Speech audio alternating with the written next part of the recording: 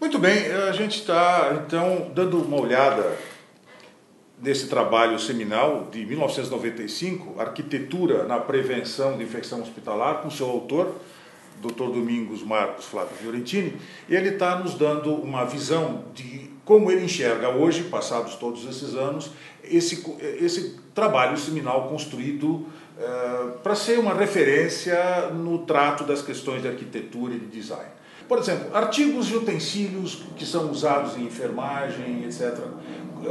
Qual é, na sua visão hoje, o impacto desses... Muito importante isso, gente.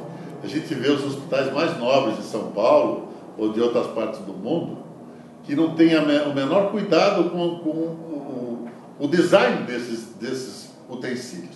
Um exemplo, não sei se vocês chegaram a ver, chaleiras, leiteiras ou bules de café com aquele bico que praticamente é impossível de ser limpo.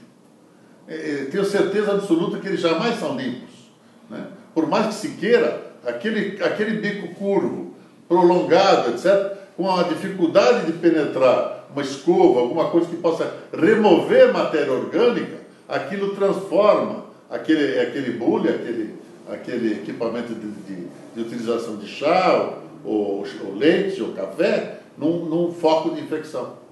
Isso é um exemplo. Outra coisa, os materiais que são utilizados para a elaboração desses elementos têm que ser absolutamente impermeáveis. Eu não posso usar madeira, eu não posso usar cerâmica, eu não posso usar qualquer material absorvente que vai manter, vamos dizer assim, matéria orgânica que é um meio de cultura de micro-organismos.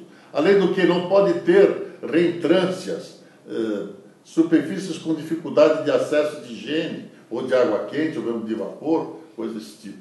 E outra coisa importante é que determinados equipamentos, determinados utensílios, que são utilizados por pacientes em condições, vamos dizer assim, mais graves, mais sérias, por exemplo, são portadores de moléstias transmissíveis, tem que ser de muito fácil manejo e sempre que forem removidos de um ambiente contaminado, ser removidos através de sacos plásticos, impermeáveis, etc., para que possam ser transportados sem colocar em risco ninguém. Quer dizer, nada de juntar tudo numa sopa primacial aí. Não, porque aí o que acontece? Eu tô misturando micro-organismos e estou com o risco de, ao ser manipulado esse material em outro ambiente, está colonizando outros espaços e outros indivíduos. Né? Do ponto de vista do edifício hospitalar, a gente tem louça sanitária. Como é que é a sua visão dos produtos que o mercado oferece e o desenho desses produtos? A louça sanitária, evidentemente, com o passar dos anos, ela foi ficando mais resistente, mais leve, menos quebradiça, mas mesmo assim eu não acredito ser um utensílio adequado, apropriado. Principalmente que as louças, elas lascam, elas trincam, e às vezes com trincas quase que invisíveis. E é nesse ponto que há a penetração de matéria orgânica, de micro-organismos, assim por diante. O ideal mesmo é utilizarmos equipamentos, materiais e utensílios com plásticos, com elementos que tenham, vamos dizer assim, uma maleabilidade e menor risco de fissura e de penetração de germes, né? Isso A parte de metais sanitários. O uso de metais agora com acionamento indireto, acionamento elétrico. Como está a oferta disso? Essa é uma coisa interessante, porque a tecnologia promete uma coisa, mas vem de outra. Né? As torneiras com acionamento temporário, contemporizador, que a gente chama, que a gente aperta um botão e vai se lavar a mão. Geralmente são mal regulados.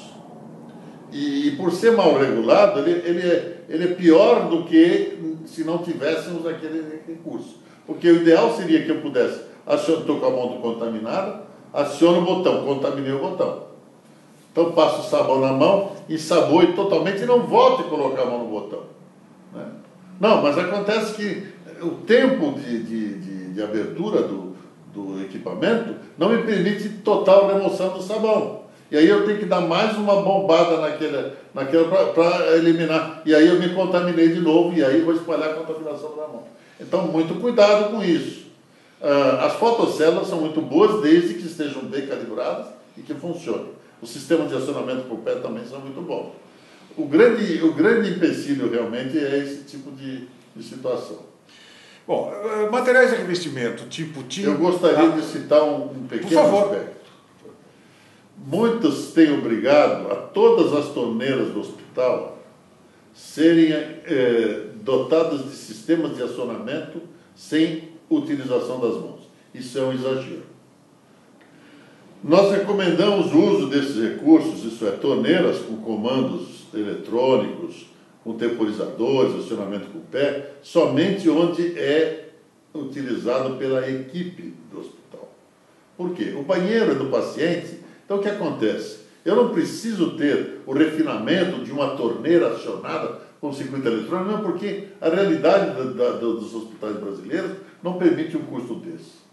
Então, onde a torneira vai ser acionada pela equipe, deve ter um recurso de acionamento automático.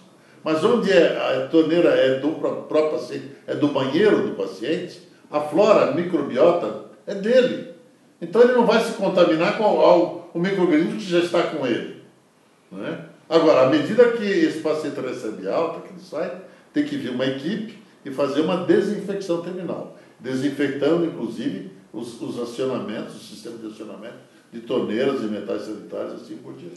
A questão dos revestimentos. A gente tem falado muito sobre pisos que são mais ou menos adequados para o hospital, é o caso do epóxi, tipos de cerâmica, porcelanato, vinil. Qual é a sua experiência, a sua visão sobre isso? A observação e a preocupação nossa e da vigilância com o uso desses materiais é com a utilização de materiais que sejam absorventes em excesso. Isso é, determinadas cerâmicas têm a superfície muito absorvente, os materiais cimentícios como granilito e outros cimentícios, eles absorvem muita umidade. E com essa umidade eles armazenam também matéria orgânica, o que fica difícil a remoção desse material orgânico e da higienização dessa superfície. De tal sorte que a gente recomenda sempre, principalmente nas áreas críticas e semicríticas, que se utilizem materiais que sejam de fácil lavagem, que seja, vamos assim, de difícil penetração de matéria orgânica, de micro-organismos. E para isso nós temos hoje cerâmicas com um índice de absorção muito, muito baixo, a menos de 4%, que é o que se recomenda. O porcelanato, que é excelente, e todos esses materiais com um rejuntamento epóxico, que é um rejuntamento que também tem um índice de absorção muito baixo. E todas as outras superfícies, tipo tinta acrílica, tá muito boa, inclusive é lavável e pouco absorvente também, muito boa. Quero deixar claro o risco que existe da divulgação de superfícies bactericidas e bacterostáticas. O fato de eu ter uma tinta que contribui com a inibição de crescimento não impede que as partículas que transportam esses micro-organismos sejam espaços de proteção do micro-organismo. Então, a superfície ela é bactericida ou bacteriostática, mas como o micro-organismo ele não está encostado nessa superfície, ele está num grumo, está numa partícula, ele não tem de forma alguma ação daquela superfície na sua vida. Então ele se mantém incólume, ele se mantém protegido dentro daquela partícula. Muito bem, a parte de logística. Hoje a logística é um ponto importante, não só de custo, mas é considerado também, digamos, a logística é estratégica em todo esse processo do pensar do hospital contemporâneo e do combate à infecção vista do lado sistêmico. Né? Esse é o grande problema, porque quando os hospitais começaram a, de uma forma muito inteligente, tirar de dentro do seu corpo as atividades que não eram puramente, obrigatoriamente hospitalares, como processamento de roupa, de comida, de atividades meio, isso passamos a a enfrentar um problema mais complicado, que é o transporte desses elementos, né? Como transportar roupa limpa, como transportar roupa suja, como transportar comida, né? E ainda temos resquícios de hospitais antigos que eles eram servidos por rampas. Antigamente, como o elevador era uma peça cara, de difícil manutenção e que exigia um grande investimento, eles reduziam a execução de elevadores e trocavam por rampas. Só que empurrar uma rampa, por mais suave que ela seja, um paciente, ainda mais que nem eu gordinho assim, né, é uma tarefa ingrata. E transportar sopa, então, sopa, então, é uma farra, né? Então a gente tem que esses caras têm que ter um balancinho, de maneira que, por mais que a rampa seja inclinada, o balancinho faz com que o cara fique sempre na horizontal, com o eixo de gravidade do equipamento. Mas mesmo assim é complicado, né? Tanto para você subir uma rampa quanto para descer uma rampa. Então os elevadores hoje são a solução mais inteligente e mais adequada. Eliminar rampas de todo jeito. Se possível, expurgar a rampa do hospital. Porque ninguém gosta de ficar empurrando nada por rampa. E os elevadores hoje ficaram muito mais acessíveis. É outra informação importante. É mais barato você comprar um elevador, executar um elevador, do que fazer uma rampa. Uma rampa tem que ter, no máximo 8,5%. De maneira que, se fosse 10%, para vencer 4 metros, eu precisaria de 40 metros de rampa. Vezes no mínimo 2 metros de largura que teria uma rampa, né? Eu teria 80 metros quadrados com um apartamento. O espaço que você perde dentro do edifício, uma área construída, e ainda depois você tem que gastar energia humana para ficar empurrando, subindo e descendo. Então não é energia. Você calcular hoje que uma construção fica em torno de R$3.000 em metros quadrados, 3, 18, 24, R$240.000. Dá para colocar 2 elevadores no lugar de uma rampa. Com toda a praticidade, toda a economia de espaço, né? Então, nem pensar em rampa, nem pensar. A questão do mobiliário, como é que está na sua visão o mobiliário do ponto de vista de design, de operação, de sistemas de funcionamento? Antes de mais nada, não piorar aquele desgosto, né? Por isso eu estou dando risada, porque os móveis do hospital geralmente são muito agredidos. Exatamente porque existe toda uma precaução com relação ao controle de infecção. Então, a limpeza e higienização desses móveis, muitas vezes a limpeza é feita com substâncias que destroem a madeira, destroem a pintura. Então, muito cuidado na elaboração desses móveis, para que eles não sejam, amanhã ou depois, ao serem higienizados, destruídos pela própria higienização, né? Eliminar cantos vivos, pontas, né? Toda vez que eu tenho um canto vivo, uma ponta, é sempre um risco para o paciente que pode perder a consciência, cair, bater a cabeça, coisa desse tipo. Então o material tem que ser muito resistente e facilitar a limpeza.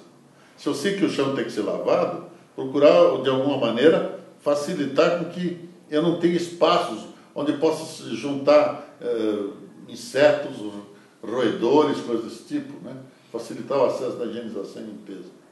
Então, a proteção, a segurança, a higienização, a limpeza, tudo isso faz parte. Porque, na verdade, muitos desses equipamentos têm uma engenharia na parte de baixo, né? Com roldanas, com engrenagens, com atuadores lineares, e se isso não for limpo, acaba sendo também um foco. E o pior disso tudo, Celso, é que a maioria dos hospitais não compra os móveis, o mobiliário, em função da sua necessidade. Compra em função da disponibilidade do mercado. Então, a minha visão é que a indústria deveria estar fazendo esse mobiliário em função da necessidade do hospital. É frequente uma enfermeira ter que se adaptar ao móvel, em vez de ter um móvel que sirva àquela enfermeira, né? Então, dispositivos que são anti-anatômicos, que não são ergonômicos. Por quê? Porque aquilo que a indústria tem é aquilo que a indústria oferece. E muitas vezes não é a própria indústria, não. É o próprio arquiteto que faz o móvel e que não se atenta, não tem o conhecimento dos riscos. É o sujeito que tem uma gaveta e não consegue enfiar o joelho porque a gaveta bate o joelho na gaveta, né? Ou muito alta, ou muito baixa, não permitindo um trabalho adequado, provocando ler nos funcionários, assim por diante. A questão dos vetores, formiga, em alguns casos até rato, como é que está funcionando isso? Houve uma época que se falava em geração espontânea, né? Época de Pasteur, de maneira que pensava-se que um monte de papel rasgado gerava a proliferação de ratos, né? Hoje se sabe que não. Tanto os insetos como os roedores, etc., eles vão em busca de alimento, né? A formiga, por exemplo, é um exemplo clássico. Então ela vai em busca de alimento. E esse alimento, ele se encontra frequentemente e abundantemente no hospital. E muitas vezes o próprio alimento do micro-organismo é nocivo. Pode ser uma matéria orgânica em decomposição, etc. De maneira que a formiga é um tremendo de um espalhador de infecção dentro do hospital. Então, a primeira medida que se deve tomar é impedir a entrada desses insetos. É criar um ambiente onde não tenha frestas a possibilidade de penetração. Eles vêm pela junção da janela, eles vêm por orifício junto ao rodapé, eles vêm pelos ralos, muitas vezes secos, ralos sem selo hídrico, né? Eu já vi rato entrar pelo ralo. O rato nada, inclusive ele vem e passa pelo selo hídrico. Então os ralos têm que ser de tal maneira fechados para que não impeça que os roedores atravessem o selo hídrico. Ele vem nadando, nada, mergulho. Eu já vi rato surgir pela bacia sanitária, né? Já aconteceu isso. Então, mas ele chegou ali por quê? Porque ele já estava infestando o esgoto. Esse esgoto, de alguma maneira, devia estar algum defeito que estava permitindo a entrada de roedores. Porque ali ele simplesmente passava pelo selo hídrico, que é relativamente pouca barreira. Então, principalmente nas áreas críticas, não se deve admitir, em hipótese alguma, a presença de insetos. Seja insetos voadores. A minha preocupação não é só barata, não. Qualquer inseto voador, qualquer mosca, qualquer mosquito pode se transformar numa bomba dentro de uma área crítica, né? Então, as janelas desses espaços, quando não fechadas, têm que ser supridas por telas mosquiteiras, né? As portas, por exemplo, por onde entra paciente e sai, eu tenho que ter um dispositivo de cortina de ar que cria uma barreira contra insetos, ou criar câmaras de acesso a esses ambientes. Bom, já que estamos falando em ar, e o ar-condicionado? Isso é muito interessante, que eu estou participando de uma comissão agora que está revisando o ar-condicionado de hospitais e instituições de saúde. O ar-condicionado ele tem dois universos. Primeiro, a má utilização do ar-condicionado. É muito mal utilizado, é uma minoria absoluta de hospitais que se utiliza de ar-condicionado de forma adequada. O que significa de forma adequada? Onde se investe o recurso no sentido de se obter a melhor relação custo-benefício, isso é, equipamentos de ar-condicionado eficazes, que realmente controlam as condições ambientais ideais, de umidade, de temperatura, de pressão, e frequentemente de controle de partículas dentro do ambiente. Grande parte dos hospitais são supridos com aparelhos de ar-condicionado absolutamente inadequados, que são verdadeiros consumidores de energia e não trazem nem o conforto adequado, nem a proteção exigida. Mas existe um segundo universo, que é o universo da interpretação do uso do ar-condicionado. Um exemplo que eu acabei debatendo recentemente é sobre a exigência de ar-condicionado, principalmente com filtros, em salas de inalação. Por quê? Porque existe um potencial risco de se ter pacientes tuberculosos fazendo inalação. Mas não é por esse motivo que eu vou contaminar todos os pacientes que vão fazer inalação. Então, quando existirem suspeitos, e isso dentro da própria medicina, da própria enfermagem, nós temos sinais que permitem identificar os pacientes potencialmente portadores de tuberculose, isola-se esse indivíduo. Inalação é uma forma, é um veículo de administração de medicação, pelo aparelho respiratório. A inalação, ou sistema venoso, ou sistema intramuscular, são meios de inocular ou de colocar o medicamento no organismo do indivíduo. Não vou isolá-lo só porque, eventualmente, alguém pode ser portador de tuberculose e está numa sala de inalação. Não. Tudo bem. Existe a possibilidade? Existe. Então, obrigar não que a sala de inalação seja isolamento, mas obrigar a ter isolamento onde se deve fazer inalação nos pacientes suspeitos. Não de tuberculose, mas de todas as moléstias transmissíveis pelo ar. O querushes, catapora, varicela, sarampo, assim por diante. Esterilização. A esterilização é uma técnica que se utiliza muito nos hospitais e que tem, nos últimos tempos, melhorado muito com relação a recursos e tecnologias. No passado, um pouco longínquo, nós tínhamos esterilização química. Hoje, essa esterilização química, que era feita com desinfetantes e desesterilizantes químicos, que produziam grandes dificuldades com relação ao tratamento do ambiente, hoje eles são substituídos por autoclaves que fazem esse tipo de trabalho, protegendo mais o ambiente. Não, como recomendação, não fazer central de esterilização com porta dupla. De jeito nenhum. A porta dupla não traz benefício nenhum, só para o fabricante, que vende um equipamento mais caro e com dificuldade de manutenção. Quando eu faço porta simples, a manutenção da autoclave atrás, eu posso fazer num espaço adjacente com acesso independente, de maneira que o indivíduo da manutenção não precisa entrar na CME para fazer a manutenção do equipamento. E outra coisa, na central de esterilização não existe sala limpa. Nós temos, isso sim, uma área isolada, uma área protegida, que é a área de material contaminado, isso com pressão negativa, pode ter até filtros terminais de exaustão, mas esse material aí é manipulado, lavado, passa por lavadoras sanitizadores ou não, vem para uma área onde vamos montar os pacotes, e esse material empacotado é que vai para a esterilização. Então, empacotar o material não é técnica de esterilização, é técnica de transporte de material esterilizado. Só que eu empacoto antes, por quê? Porque quando eu coloco aquele material empacotado na autoclave, o vapor penetra no pacote, entra em contato com a superfície do material. Para haver esterilização tem que ter calor e umidade, o vapor é isso, traz calor e umidade, esteriliza o material que está dentro do pacote, e quando esse vapor é removido através de calor, o pacote seca, eu tiro o pacote e trabalho-se frequentemente sem luva. Então o pacote imediatamente, quando se abre a autoclave, ele fica contaminado na sua superfície. Mas mantém o pacote, mantém o seu interior esterilizado, mesmo que a superfície seja contaminada. Então o pacote não é para esterilizar, o pacote é para manter estéril.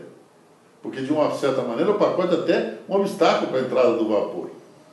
Mas se eu não tenho o pacote antes, previamente, depois que eu esterilizo, como é que eu faço para pôr o pacote depois? Eu vou contaminar tudo.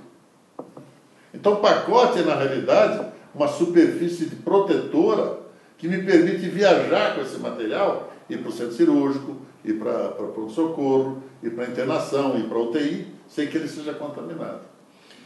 Bom, a parte de iluminação, a iluminotécnica, esses aspectos... Esse aspecto de iluminação já não está muito ligado a controle de infecção, né?